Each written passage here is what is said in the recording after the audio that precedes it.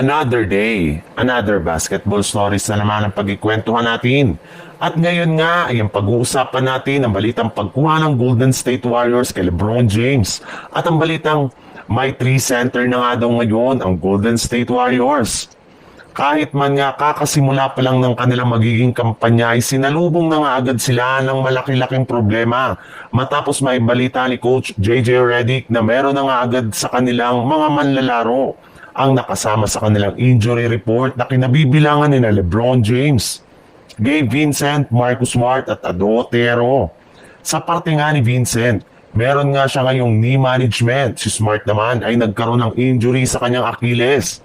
Namamagari naman nga daw ang tuhod ng kanilang rookie na si Ado Otero. Habang si LeBron James naman ay nagkaroon ng injury sa kanyang glutes. And speaking of, hindi nga daw ito makakasama sa kanilang unang game sa preseason laban sa Phoenix Suns sa October 4 dahil sa kanyang tinagtamong injury ngayon. May lumabas rin naman niyang balita ngayon sa social media na may mga team na rin naman nga daw ang nag-aabang na ngayon sa posibilidad na pag-alis ni LeBron James sa Lakers na kinabibilangan ng Oklahoma City Thunder at Boston Celtics.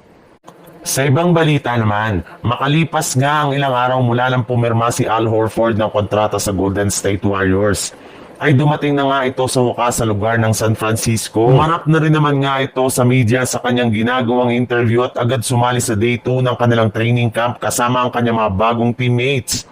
Sa ngayon nga ay nagkaroon muna ito ng individual practice at shooting at binigyan muna nga siya ng pagkakataon na obserbahan ang mga ginagawang plays ng kanyang bagong kupunan. Nakasama na rin naman nga niya ang kanyang mga bagong superstar teammate na si Stephen Curry, Draymond Green at Jimmy Butler na lahat tuwang-tuwa sa kanyang pagdating.